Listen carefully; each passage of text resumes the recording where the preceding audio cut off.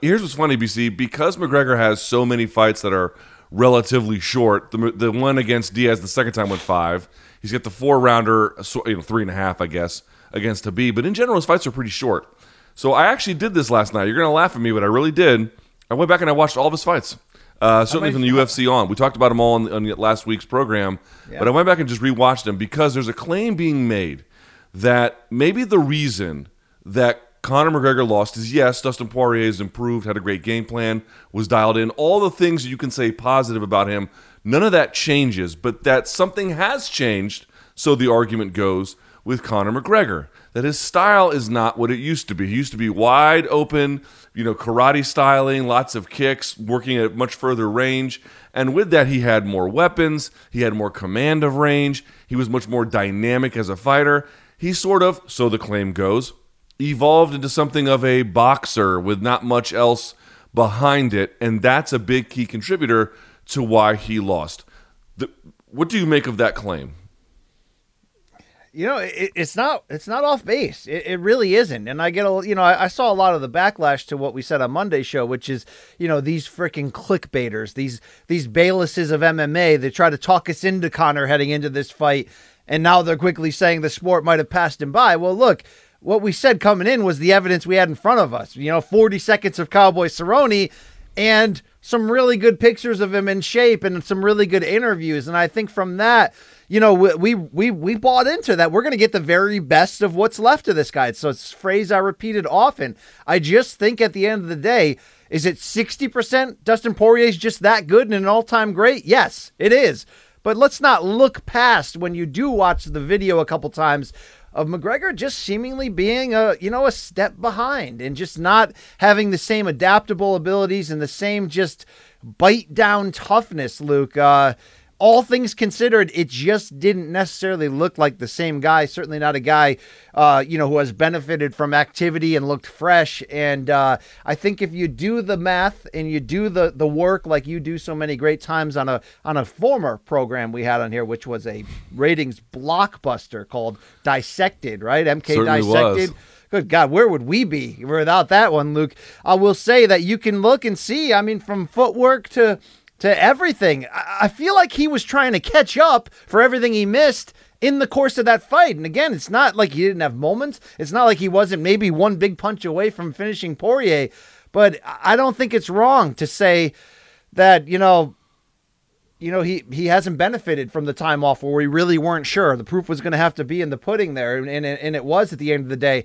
I'm more interested in the things that you see with your very keen eye, Luke, in terms of has the change in boxing for the big camp with Mayweather, has that really changed his footwork? You know what I mean? Is he back too far up? What kind of things are you picking out for the fact that, let's be honest, the sport is evolving every month, man, and Conor's got to try to keep up here. So are some of the changes you saw him making, him attempting to do that and just coming up short? What are you seeing here when you do the math? Yeah, so again, I went through every single one, and I went through it in order too, right? So I went from Brimage on to, who was it after that? I forget, but then it was Brandao eventually, and then Poirier, and then Seaver, and blah, blah, blah. I went through it all. You can't get a whole lot out of the Jose Aldo fight, but even then I wanted to see what stance did he at least open up with. And I went all the way through until Saturday. Here's the things that I picked up on. If you just look at, let's say, BC, the Diego Brandao fight, and then you just look at the fight from Saturday, you might notice some pretty significant differences. I think that part is true. But the story's a little bit more complicated than that. Here's what I picked up on. First, he opens up in the both Diaz fights a little bit, pretty at distance, pretty, throwing a lot of kicks, especially in the first Diaz fight. Much less in the second Diaz fight, all right? So the first thing is, I would say if you're looking for a turning point, to me, the real turning point is the second Diaz fight after his first UFC loss. That is when a lot of the real spinny stuff, the high amplitude stuff, I'm leaving my feet to throw, I'm just going to be really diving in from range, a lot of that went away. Obviously because he had gassed himself in the first one and he wanted to get rid of it. So the first thing I'd say is, if you're looking for where the change happened, the Mayweather part might be another change, but to me the first real change that I can pick up on, it happens right there. That's the first thing I'd say. The second thing I'd say is, when he gets tired, He goes from being wide open, where his hands are down around his waist, to up here boxing pretty quickly. Go to any fight where he gets a little bit tired, and you'll see he's flat-footed, trying to counter, in the pocket, hands around here, not around his waist. So this idea that like, oh, well, what he was doing is a deep aberration from what he's always done. No, it's a deep aberration from how he has started at certain times. He eventually, when he gets tired, ends up into that kind of a position. Third, I'd say all the stuff about I'm going to touch, bouncing, touch, that's against right-handers. It's not against southpaws, at least not as much. A little bit in the first Diaz fight, but again, that went so off the rails, he tried to correct for it by the second one. But when he fought southpaws, you hardly see any of that, again, relative to the other kind. To the point, BC, I was like, how did he start against Khabib? Khabib, again, a right-hander. You know how he started? At distance, wide stance, touch, trying to dive in well, he went back to the way he was before, which is why you did not see some of these claims in the Khabib fight. Why weren't people bringing this up? Because you just never saw it. It was never a part of the conversation. And plus, it was a lot of wrestling. It's also different in fights, Luke. Here's a guy who, 80% of his fights, he's dictating the terms. Even fights he lost, like the first Nate Diaz fight, he's dictating the terms of that fight until it went south. Really, Mendes, Khabib, and now this Poirier fight, even though Conor won the first round in a lot of our eyes, he had to do it by getting up off the canvas. We sort of saw his original game plan shaken and turned upside down. And that's sometimes, Luke, when that happens, when you make that first adjustment, we're going to, sometimes you throw your technique or your plans, away because it's fight time. You're in it. So that certainly can change some of that. Okay. But the last one is this. So I think it the idea that he never boxed that way before is not true. He did when he got tired. The idea that he boxes the same way or strikes the same way against southpaw versus orthodox, I don't think that's true. I don't think you can really detect a major significant change until the second Diaz fight. So these are the things I picked up on. And there's one more, and this is where Poirier really played a significant role because he was southpaw. Nothing you can really do about that, but that's sort of a nature of the condition. What would be the difference between Nate Diaz, who was southpaw, and Dustin Poirier? I will tell you. If you go and look at the second fight between Nate Diaz and Conor McGregor, here's the major difference. I was looking at his old fights, BC, and I noticed they were much more dynamic. Like there was just a lot of activity. There's a lot of something happening. Even if he's fainting, there's some kind of these guys are in motion all the time. But the key is he landed a lot on opposition, and they didn't land a lot on him. In the second second Nate Diaz fight, Conor landed 34 of 58. So he attempted a bunch and landed a bunch. As we indicated in the Dustin Poirier rematch, he only attempted 37 and landed just 17. But this is the key. Nate Diaz landed 25, which is a lot, but of 73. Conor was just much more active, one, because Diaz was missing a lot, and two, because Diaz wasn't really landing a lot either. I mean, a lot of those 25s are just pitter-patter. Dude, when Poirier lands, he lands. And I think it began to deter Conor a little bit. So you had a guy who was harder to hit, who when he hit, it was much cleaner, who was a southpaw, this stage of his career, blah, blah, blah. You add up all the pieces, you get what you get. I'm not here to say, BC, that there's nothing to the idea that maybe he's gotten a little bit more one-dimensional. Maybe that's true. But I think the idea that he has totally abandoned everything that got him here, maybe from a work ethic standpoint or maybe there's some other things he could be doing, but the idea that this is a complete and total aberration from the Conor we know, I don't think the facts bear that out, man. I really don't. Well, look, to that point I just made before, it's not that he has not had fights in which he's had to rally, right? Let's give him credit in the Mendes fight. Let's give him credit in the second Diaz fight.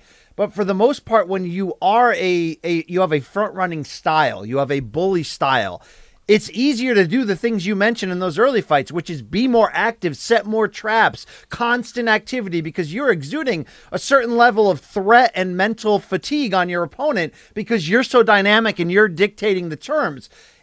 Under that, guys, if you believe in that as a fighting style, a little bit of a front runner, a little bit of a bully, when that's taken away from you, you said, what's the difference between Nate and Poirier and Conor's reaction. Well, Poirier a little bit more threat of a takedown, something he landed early as well. Right. That's going to put Conor much more in a defensive stance where he's reactionary, where it's more about one big punch coming back than trying to do the things that better set up his finishing strikes. So this may be a function of the matchup and the flow of where it went. And again, let's not forget Conor did have some moments here, second half of round 1, some moments even in round 2 before the tables turned. But I think that's why you're losing so much of his volume is tied into him being ahead in the fight and setting the terms. I don't think that's crazy, Luke. I might be a little crazy. I don't think that's if you ask, like, how did he fight in the first Poirier fight, right, where that landed so quickly, it's true. He was much further away. In fact, if you think about that final sequence where he dropped him, what was it? It was a double jab, which you used to close the distance, and then it was the left behind it. So he was actually standing far enough away where he needed that kind of a thing. But at the same time, Poirier was not exacting the same kind of threats to make Conor feel that way. That was a Conor that was, in his mind, invincible. I really wonder, does Conor feel like he's invincible anymore? I seriously doubt it. And the one who fought Poirier the first time thought that, he just probably thought he could not lose.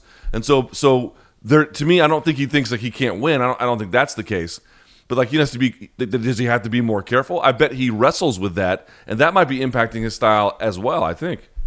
No, this is all legit stuff where, when we make comments like maybe the game has passed him by it, he hasn't evolved his style up to that standards. He hasn't been as consistent and busy to keep everything loose and up to possible speed. That all is part of it too, but a lot of it is the mental game, Luke. Can he be the same fighter if he has to rally in fights as a baseline? If he, look, we have three fights of evidence of him in the UFC at lightweight.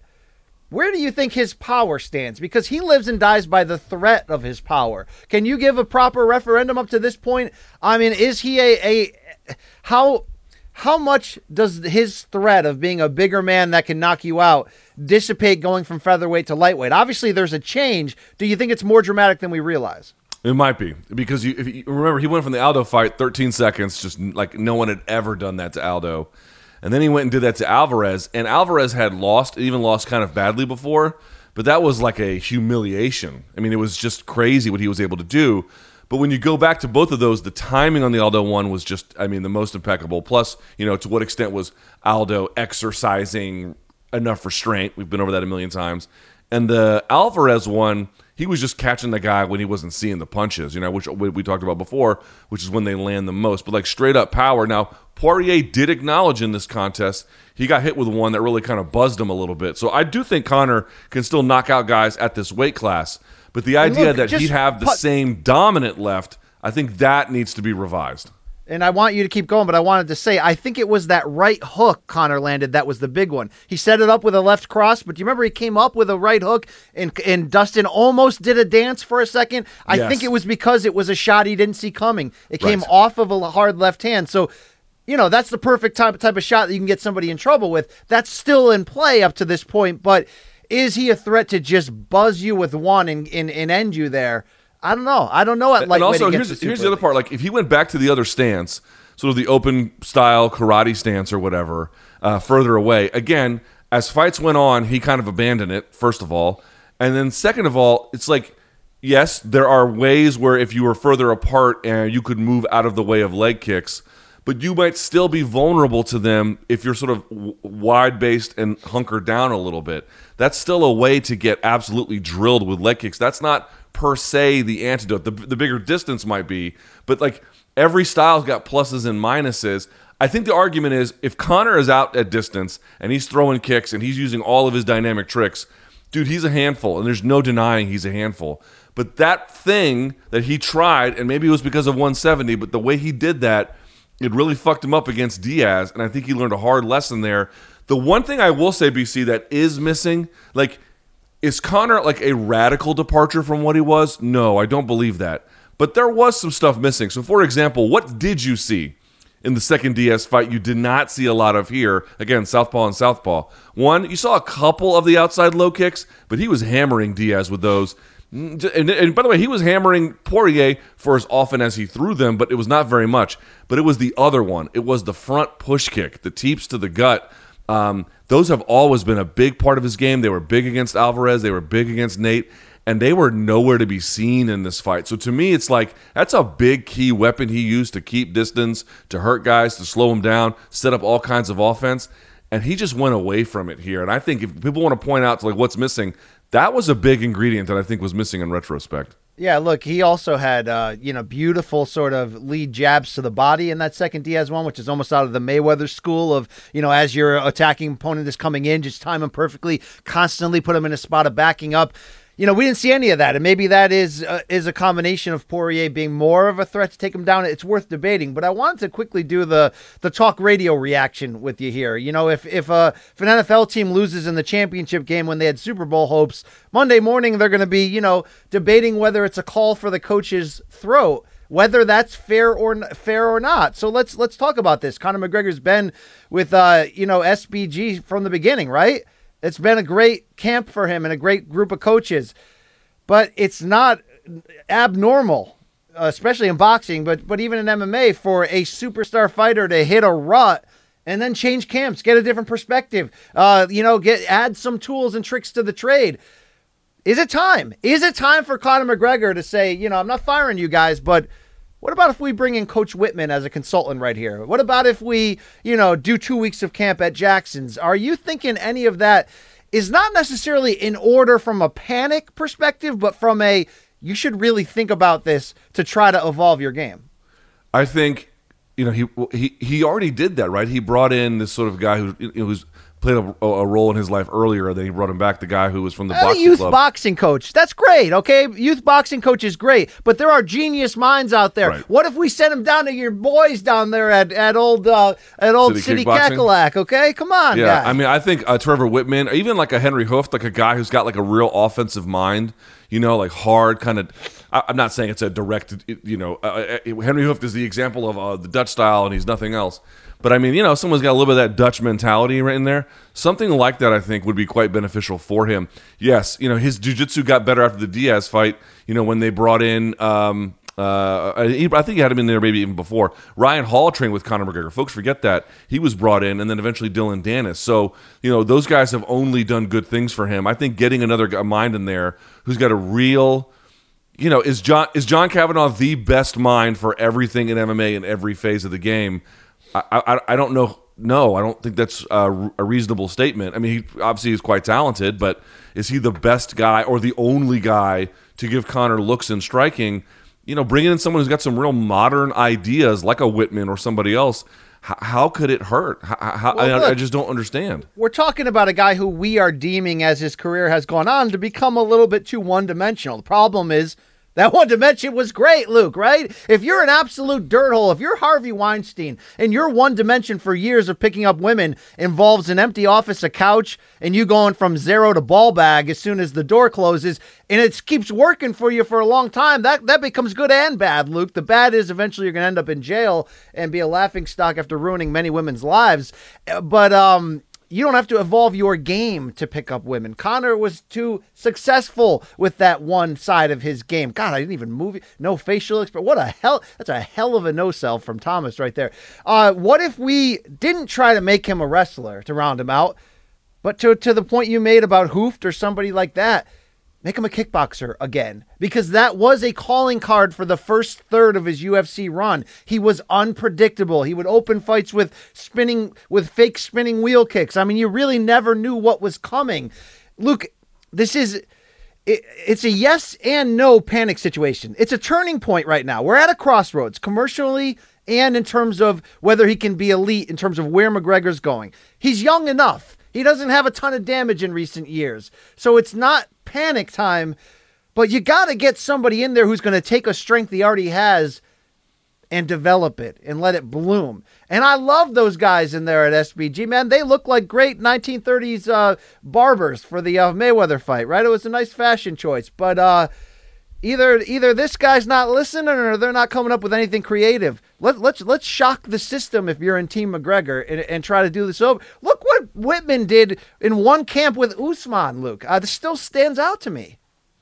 And, of course, all the work he's done with Gaethje when Gaethje decided to make a change after a loss as well. Right? Well, Rose, ahead of the first Ioana fight, when he turned Rose into a championship boxer, basically, I mean, that's incredible. Yeah, and they always say win or learn. Okay, well, it sounds like it's time to learn. That's what it sounds like. It's time for me. So I would love to see it. So again, did Conor change his style? There are some things to me that have degraded, but I also think there are a lot of circumstances here between the stance of Poirier, his ability to land and get out of the way, blah, blah, blah, that make it not as much necessarily as people want to make it out to be. When the camera's rolling, I like the danger in it. The heart pounds. It defies logic.